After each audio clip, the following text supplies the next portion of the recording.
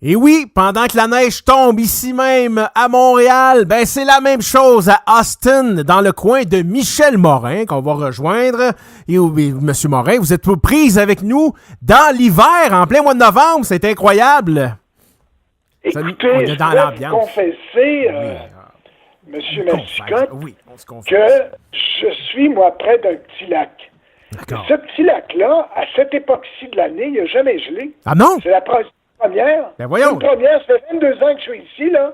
Ah. Et puis là, j'ai encore mon pédalo dans l'eau, puis il y a de la glace. Ah ben là. Autour.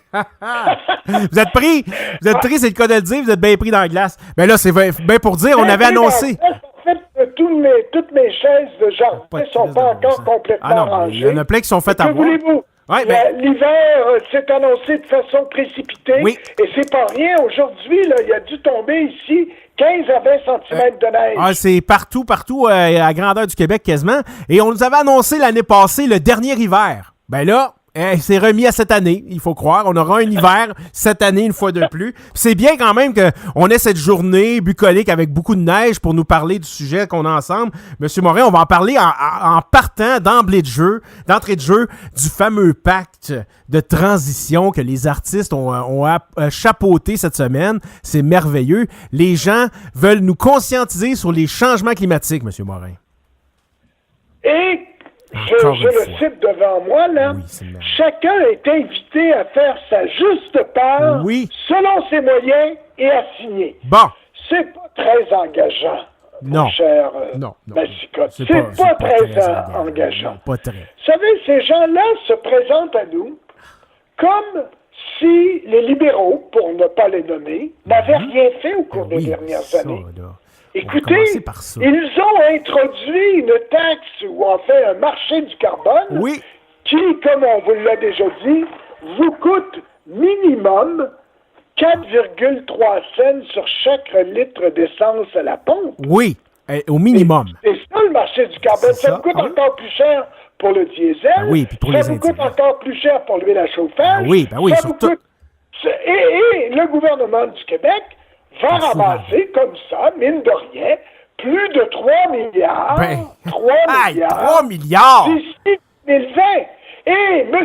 Trudeau, encore plus d'ambition que le gouvernement du Québec. Oui.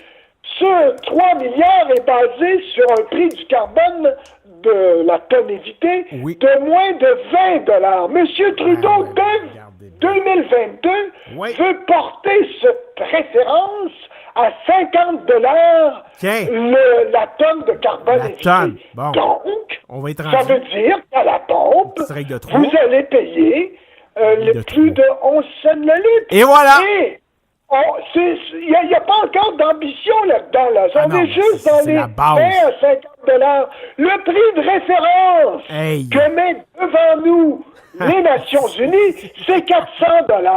On va faire des chiffres. Alors, écoutez, 8 fois 11, on est rendu le prix de la pompe. Le prix à la pompe, aujourd'hui, ça doit être 1,20 $ quelque part. Oui, ça baisse un peu. Si on se fie aux Nations Unies, tout de suite, le prix à la pompe devrait passer à 2 $ le litre. D'une shot. C'est ça, les vrais engagements. C'est épouvantable. Et on est là-dedans. Alors, ce pacte de transition est en train, peu à peu, de nous sensibiliser à des taxes encore plus élevées sur le carbone, qui vont affecter tous les ménages, toutes les familles, avec un résultat. On en a déjà parlé, Daniel. Mais c'est ça. Écoutez, nous, là, le Québec, fermons le Québec. Oui. Ça changerait strictement rien. Une pinotte dans l'univers. Nous représentons à peine 0,2% de 1% de toutes les émissions de gaz à effet de serre à travers le monde. 0,02. C'est 1,6%. Au Canada. Donc, Québec, c'est 0,02, M. Morin. 0,02%. Oui, effectivement. Ça n'a pas de bon sens. 0,2%, c'est incroyable. Oui, 2 dixièmes de 2 dixièmes. C'est tout petit, là. Écoutez, c'est rien. On peut fermer le Québec demain matin. Puis là, nous, on devrait donner l'exemple. Bon. Ben, je m'excuse, Daniel. On donne déjà l'exemple. À force de nous culpabiliser, on se rend pas compte que nous, les Québécois, on est très propre à l'échelle nord-américaine. C'est ça, là. Pourquoi? On l'a dit plusieurs fois. Pourquoi? Parce que notre électricité provient en majeur à plus de 99% de centrales hydroélectriques, une énergie propre et renouvelable. Notre électricité n'est pas celle de Al Gore avec des centrales au charbon en Virginie, ou les centrales au mazout, ou les centrales au gaz naturel. Ce sont des centrales d'une énergie propre, des centrales qui émettent, évidemment, même s'il y a des rebuts forestiers et tout ça lors des inondations, ça n'a rien de comparable. Écoutez, en termes d'émissions de gaz à effet de serre, les centrales au gaz, dont on dit que c'est une transition vers plus de propreté, émettent exactement 35 fois plus de gaz à effet de serre que les centrales hydroélectriques. Bon, ben là, on est déjà propre. Si on compare au charbon, les centrales au charbon qui produisent de l'électricité émettent 70 fois plus de gaz à effet de serre que nos centrales. En plus, on a un marché du carbone. La bourse. On a une taxe sur le carbone au Québec. Là, chez nous. Là, ce qui se passe. Mais là, chez nous. L'Ontario vient de l'abandonner. Ben oui.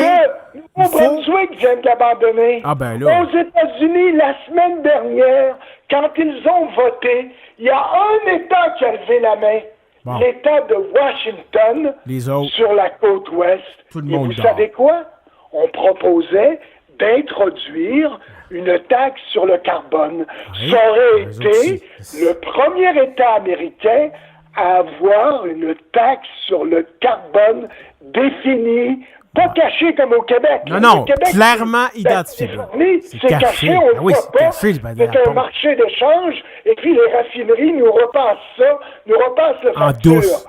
Mais là, on parle d'une taxe qui serait appliquée sur notre facture d'essence, comme la TPS, comme la TVQ, comme la taxe routière, comme la taxe d'assises. C'est ça, taxe carbone.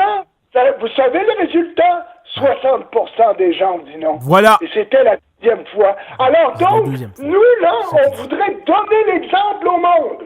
Mais quelle influence! Dominique Champagne et ses artistes peuvent-ils avoir sur le monde? Ben non, mais je me demande. Ça n'a pas de... Non, c'est vraiment une pinotte, là. Ça marche pas, cette affaire-là. Là. Alors donc, on est dans cet univers-là actuellement. On est en train d'essayer de nous culpabiliser. Faites des petits gestes, nous dit-on. Faites des petits gestes, on les définit pas. Moins de plastique. Mais oui, faites du compostage. Moi, j'ai 2 bacs de compostage sur mon terrain depuis 20 ans. Je fais pas des conférences de presse pour annoncer ça.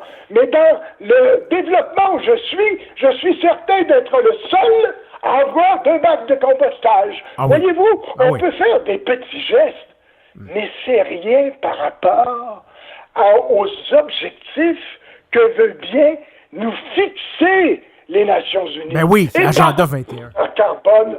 Parlant d'empreinte carbonique, vous savez combien, j'ai les chiffres devant moi, combien les Québécois émettent per capita et par année du carbone? Ben exactement, là, c'est les chiffres de 2015, ce sont les derniers que nous avons. Eh bien, c'est 9,9 tonnes. OK.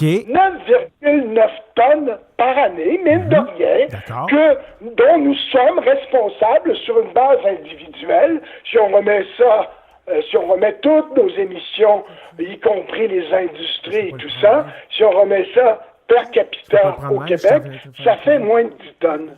Ben, la moyenne canadienne, mon cher Daniel, c'est 20 tonnes, pour votre information. Donc, comme on le disait en début d'émission, nous sommes propres au Québec. On a un objectif, M. Couillard, on a un objectif de réduire nos gaz à effet de serre de 37,5% en 2030. C'est un énorme objectif. Mais c'est demain. Monsieur Morin, c'est demain. On n'a pas de centrale au charbon enfermée. Non, mais c'est Vous savez, ça. les États-Unis, là, ils sont pas signataires du pacte, hein? Non. Les États-Unis ont réduit leurs émissions au cours des dernières années de 15%. Même s'ils ne sont pas signataires du pacte, c'est un modèle, les États-Unis, en termes de réduction des gaz à effet de serre. Il n'y a pas un pays européen qui leur arrive à la cheville. Savez-vous quoi? C'est ça le vrai chiffre. Pourquoi? Parce qu'ils ont fermé toute une série de centrales électriques qui fonctionnent au charbon et qui ont été remplacées par des centrales au gaz moins polluantes. Mais leur bilan global, nonobstant ce que peut dire M. Trump, leur bilan global est largement positif si tous les pays du monde avaient réduit leurs émissions de gaz à effet de serre comme les États-Unis. On n'en parlerait même pas, mais c'est pas le cas. Vous savez qu'au Canada, nos émissions augmentent. Vous savez qu'au Québec, c'est pour ça probablement qu'on nous donne pas les chiffres, mais la cimenterie de Port-Daniel, près de 2 millions de tonnes par année de gaz à effet de serre, quand on aura le bilan, on va voir qu'on a annulé tous les efforts qu'on a faits ces dernières années. Alors, et quand je regarde le monde, regardez la Chine. La Chine peut faire ce qu'elle veut. L'Inde peut faire ce qu'elle veut également. La Chine, prenons l'exemple de la Chine, je vais aller chercher les chiffres. Oui, OK, allez-y. Nous, le Québec, en termes de production d'énergie, c'est 37 gigawatts par année. Bon, la Chine, c'est 1000 gigawatts par année.